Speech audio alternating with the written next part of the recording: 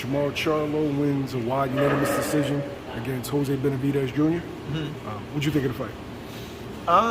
I think that was a good fight to come back to after the long layoff for Charlo.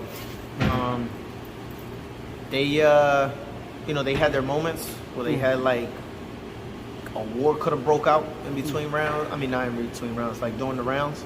But I think it was a good fight for him and a good fight for Benavidez also. But I think Charlo's jab was crispy. I think he showed his athleticism, but you also saw the ring rust in him as well. Now it was a nice little mix of things between the ring rust and then what he has going on personally. You know what I'm saying, mentally and shit. And a lot of people need to come to terms to understand, like, a lot of fighters go through shit, and it took a lot out of him. To watching him after the fight was over, and he was talking about how much he was holding back his tears from him to really like open up.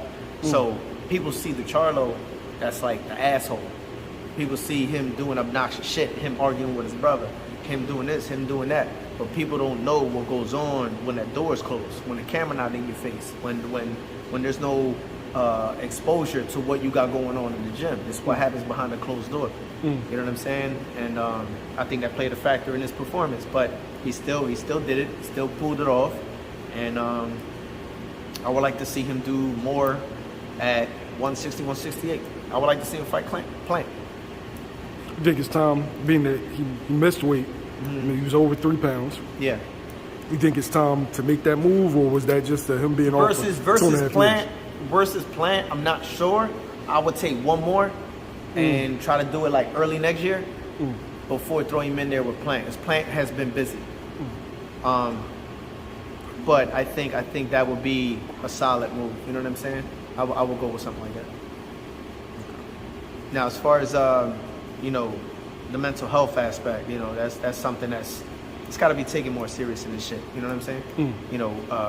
People have a fine way of judging. You know what I mean? And a motherfucker would sit here and judge another person, but be going through it too. But because they have that freedom of speech to judge, to point, to say whatever they gotta say, you know what I mean? It's kind of like, it's fucked up. You know what I mean? Like, he does go through shit. I mean, a lot of fighters do. We all have those situations where we go through a whole camp, and then you're dealing with shit in the camp, then you're dealing with shit inside the house, and you got, your girl issues, and people don't understand how important it is for your partner to be a part of that camp and that process and the growth. You know what I mean? So it's difficult, and then sometimes you may not even have that partner or whatever. Sometimes it's got to be something that's deeper than that.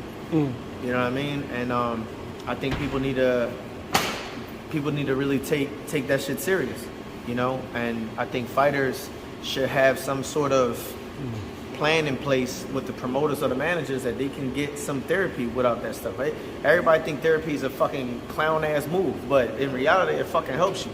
You're in there with a neutral person, because if you go talk to your homie, sometimes your homie will always be biased because that's your man. You know what I'm saying? If you talk to your mom about shit that your girl do, your mom's gonna side with her son. If a girl talks about her man to a woman that's single, that can't get nothing, she's gonna side with the girl and say, oh, he ain't shit. That's what they fucking do. So there's nothing wrong with getting the help. You understand what I'm saying? Like, I go through that shit all the time. I lost my mom in April, and even with that process, I've seen the deterioration from my mom, going from being normal to fucking start to decline. And even with that going on, I still showed up to fuck the work. I still held pads. I still was conditioning people. I still was going out to fights. And when I was going out to these fights and I was a part of camps and shit, I was paying my own fucking way.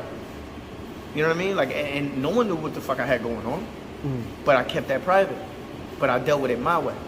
And then when things got really bad, that's when I had to really learn how to sacrifice my training, the gym, and things like that for me to focus on what's the most important part. Now she's no longer here. Now I got to get through the process of now every holiday, every month, every accomplishment that I have. I can't just pick up the phone and say, oh shit, I got something to tell you. Can't do that. So, meaning like, people go through shit. So even for fighters, they go through shit.